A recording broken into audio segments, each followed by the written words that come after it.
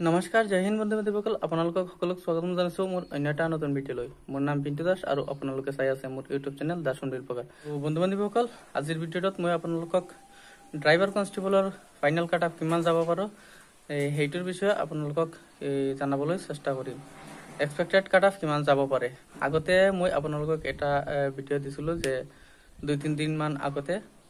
driver কনষ্টেবলৰ cut off কিমান যাব পাৰে ফাইনেল কাট অফ তো বন্ধু বান্ধৱীসকল বহুতে মোক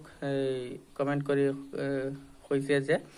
এইটো মই ভুল তথ্য দি আছোঁ তো সেইটো যদি ভুল হয় তেনেহ'লে আপোনালোকে মোক ক্ষমা কৰি দিবা বন্ধু বান্ধৱীসকল আজিৰ ভিডিঅ'টোত মই আপোনালোকক নতুন আপডেট দিবলৈ চেষ্টা কৰিম যে আসাম পুলিচ ড্ৰাইভাৰ কনষ্টেবলৰ ফাইনেল মেৰিট কিমান মাৰ্কত মাতিব পাৰে তো আহক আৰু দেৰি নকৰি ভিডিঅ'টো আৰম্ভ কৰোঁ তো বন্ধু বান্ধৱীসকল ভিডিঅ'টো আৰম্ভ কৰাৰ আগতে মই আপোনালোকক কৈ দিছোঁ যে আপুনি যদি মোৰ চেনেলটোত নতুনকৈ আহি আছে তেনেহ'লে চেনেলটো ছাবস্ক্ৰাইব কৰি দিব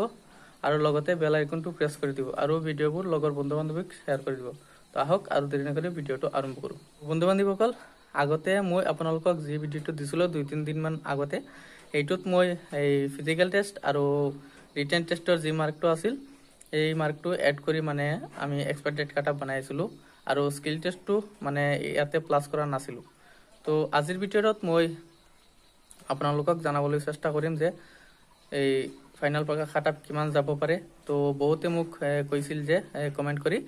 যে এই ভাইভাৰ কাৰণে যি কাট অফটো গৈছিল সেইটোত এই আপোনাৰ ফিজিকেল টেষ্ট আৰু ৰিটেন টেষ্ট আৰু স্কিল টেষ্ট সকলোবিলাক এড কৰি কাট অফ ইমান গৈছিল কাট অফটো ইমান গৈছিল তেনেহ'লে ইমান গ'লেতো ভাল তো ঠিক আছে আহক আজিৰ ভিডিঅ'টোত মই আপোনালোকক নতুন কাট অফৰ বিষয়ে জানাবলৈ চেষ্টা কৰিম তো প্ৰথমতে মই জানাবলৈ চেষ্টা কৰিম যে জেনাৰেলৰ কাট অফ কিমান যাব পাৰে তো বন্ধু বান্ধৱীসকল জেনাৰেলৰ কাট অফ গৈছিল আগতে আপোনাৰ 64.10 তো তাৰ লগত আপুনি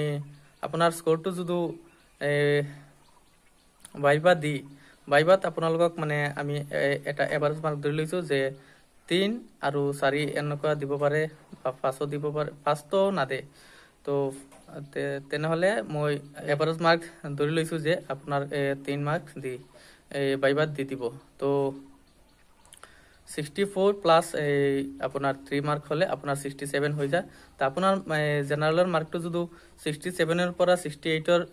ভিতৰত থাকে তেনেহ'লে আপুনি এটা সেফ জোনত আছে আৰু এছচিৰ মাৰ্কটো গৈছিল বন্ধু বান্ধৱীসকল 55.something 55.95 তো এতিয়া আপোনাৰ আৰু 3 প্লাস কৰি আপোনাৰ যদি মাৰ্কটো 58ৰ পৰা 59ৰ পৰা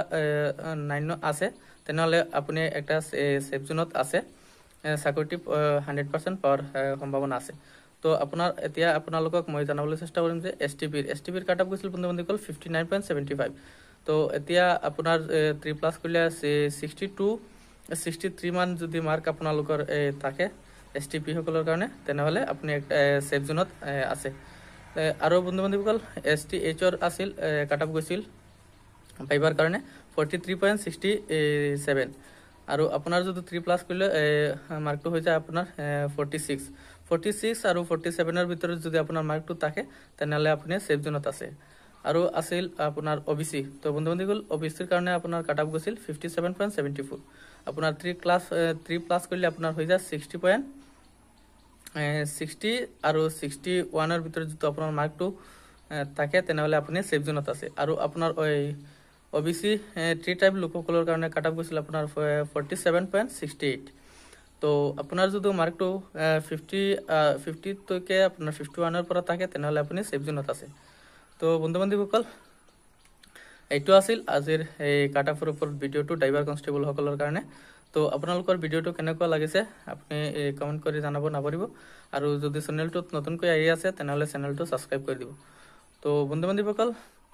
আজিৰ ভিডিঅ'টোত মই আপোনালোকক মই কৈ দিছোঁ যে মানে